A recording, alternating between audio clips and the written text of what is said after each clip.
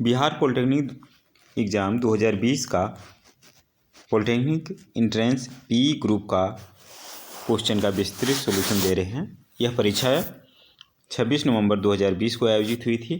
Question number 60 तक पहले दे चुके हैं, 61 से आगे देंगे। एक प्रश्न आया था, निम्नलिखित में से कौन सा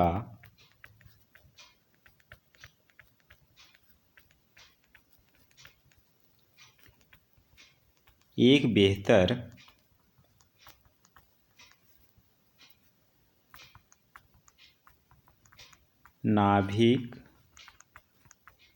नाभिकीय ईंधन है।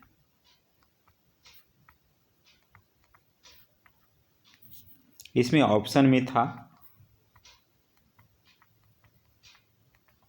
नेपटूनियम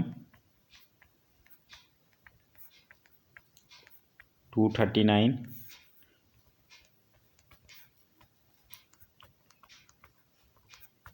यूरेनियम 235, थोरियम 236 और था प्लूटोनियम 239। इसका सही आंसर होगा प्लूटोनियम 239 एक बेहतर ईंधन है इन चारों में से।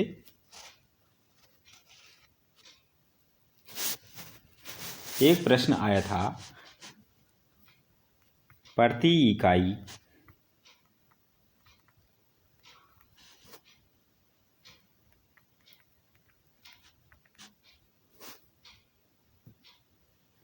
द्रव्यमान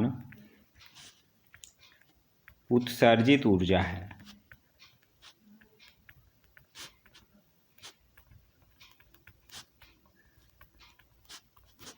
इसके ऑप्शन थे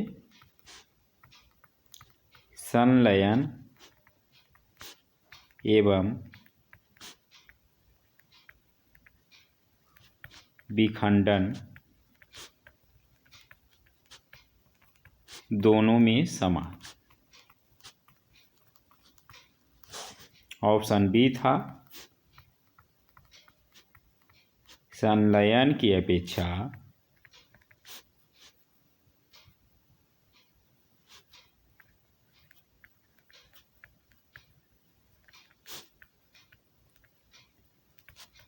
विखंडन में अधिक। ऑप्शन सी भी था विखंडन की अपेक्षा संलयन में अधिक। ऑप्शन डी था इनमें से कोई नहीं।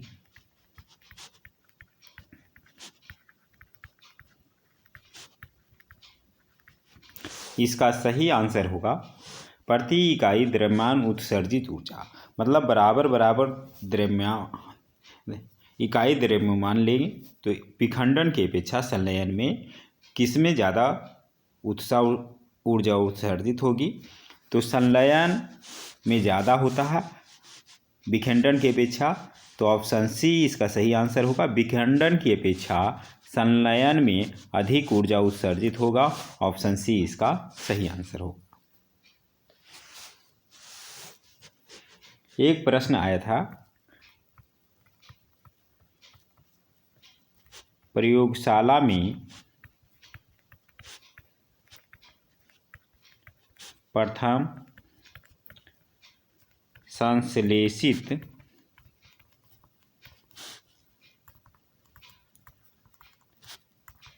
कार्बनिक यौगिक था।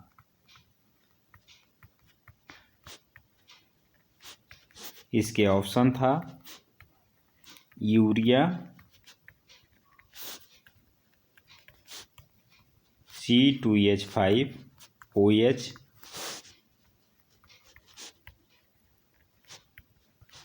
CH2OH CH2COOH। इसका सही आंसर होगा यूरिया। प्रयोगशाला में सबसे पहले यूरिया बनाया गया था कार्बनिक यौगिक में। अगला प्रश्न देखते हैं।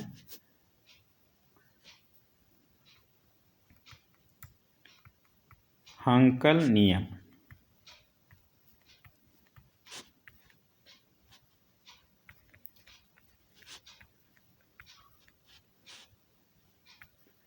हक्कल्स रूल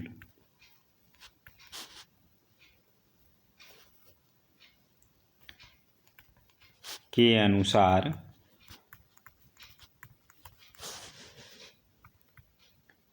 एक चक्रीय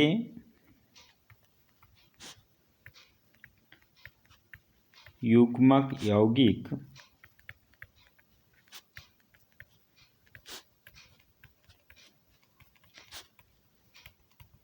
एरोमेटिक होगा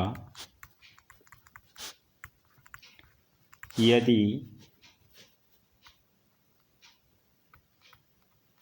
इसमें इलेक्ट्रॉन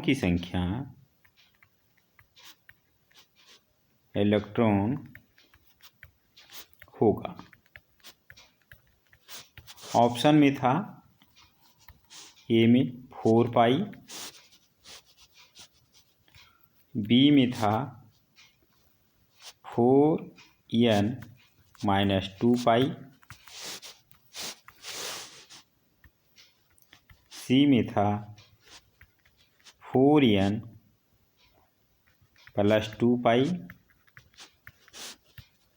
ऑप्शन डी में था 4n+2 पाई। इसका सही आंसर होगा 4n+2 ब्रैकेट में इंटू पाई। ऑप्शन डी इसका सही आंसर होगा। यह 10th क्लास से हायर लेवल का ये क्वेश्चन है जो कि आपको इंटर या बीएससी में पढ़ाया जाता है। तो यह 10th क्लास से अपर लेवल का ये क्वेश्चन पूछा गया था। ऐसा क्वेश्चन नहीं पूछना चाहिए था, लेकिन सेट करने वाले जो सेट कर दिए तो कर दिए। देखते हैं अगला प्रश्न।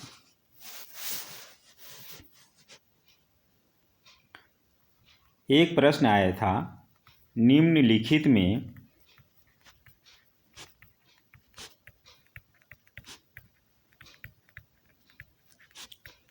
कौन सा यौगिक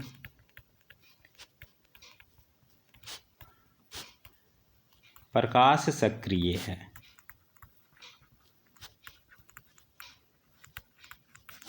इसका ऑप्शन था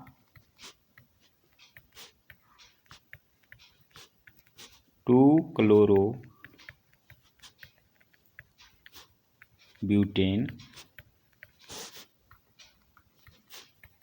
1-प्रोपेनॉल, 1-ब्यूटेनॉल,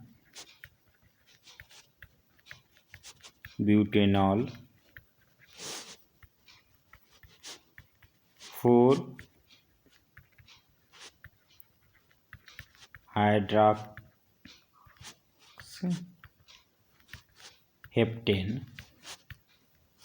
इसका सही आंसर होगा 2-क्लोरो-ब्यूटेन। यह प्रकाश सक्रिय होता है, ऑप्टिकल एक्टिव आइटम है। ऑप्शन ए इसका सही आंसर होगा। एक प्रश्न था, एक प्रबल क्षार इससे अल्फा हाइड्रोजन को अपघटन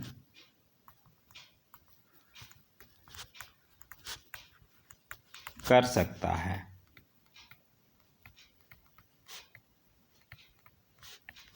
ऑप्शन था इथीन, कीटोन,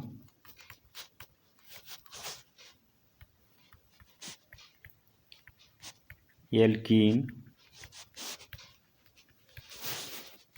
एल्केन। तो एक परवल क्षार इससे अल्फा हाइड्रोजन को अपघटन कर सकता है, वह कीटोन कर सकता है। इसका सही आंसर होगा कीटोन।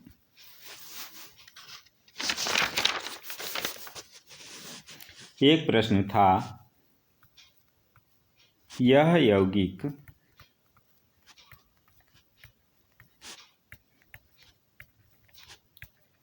समावयवता दर्शाएगा। इसके ऑप्शन थे CH3, COO, C2H5, CH3, CO, CH3, CH3 whole 2 NH, RCH2 NO2। इसका सही आंसर होगा option B CH3 COO CH3। एक प्रश्न आया था, यदि x बराबर R sine alpha cos beta तथा y इक्वल टू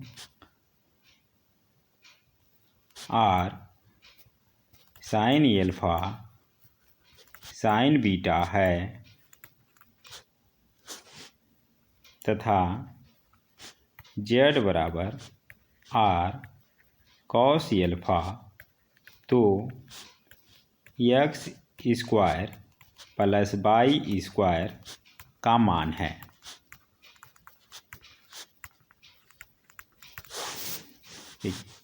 इतना का मान पूछ रहा है, x square plus y square.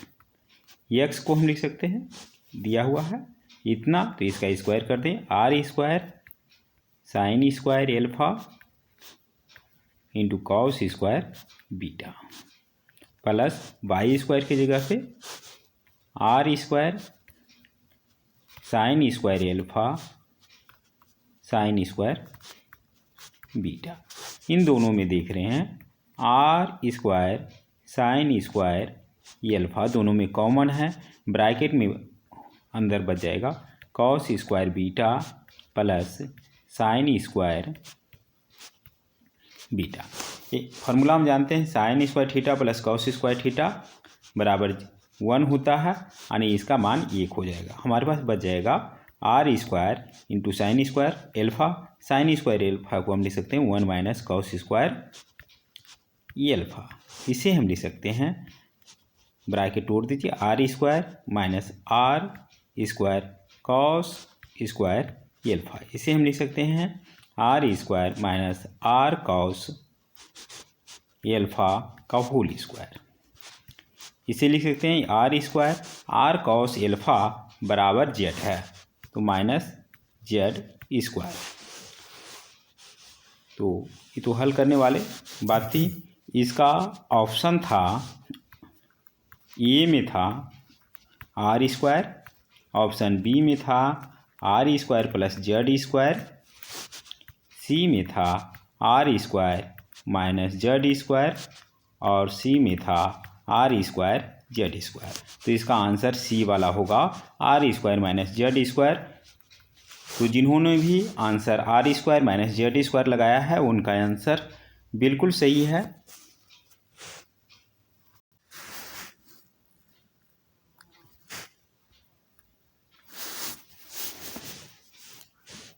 Question number 69 देखते हैं। एक प्रश्न आया था, श्रेणी 37.8, 35, 38, 38.5, 31, 27, 39, 34, 30.5 की माध्यिका है। इसके ऑप्शन था 31, 35, 34, 37.5। तो देखिए जितने भी आंकड़े दिए हुए हैं इनमें सबसे छोटा क्या है, सजा लें आरोही या अवरोही क्रम में। चलिए आरोही क्रम में सजाते हैं छोटा से बड़ा की तरह। सबसे छोटा 27 है। मैं यहाँ पर आसानी से रिपीट ना हो इसलिए मैं काट करके दिखा रहा हूँ, आपको क्वेश्चन पे काटने की ज़रूरत नहीं है। 27 के बाद देख रहे हैं 30.5, इसके बाद 31 है, 31 के बाद 34, इसके बाद 35, 35 के बाद 37.8,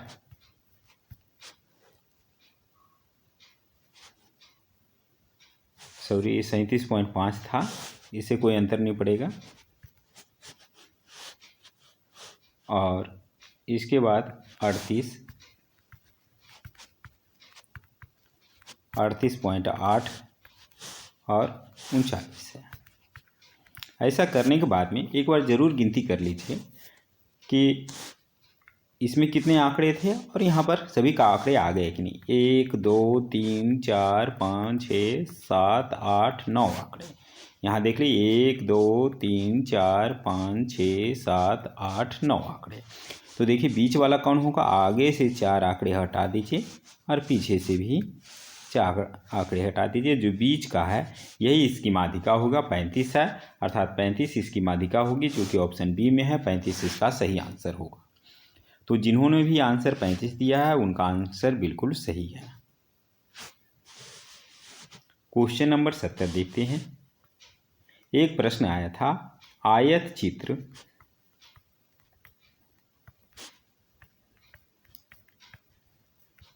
ग्राफ से इसके माप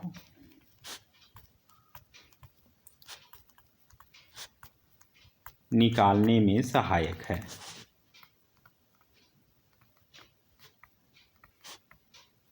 होता है। इसका ऑप्शन था मोड,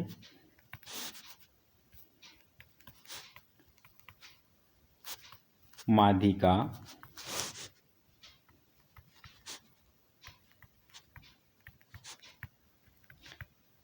समानांतर माध्य,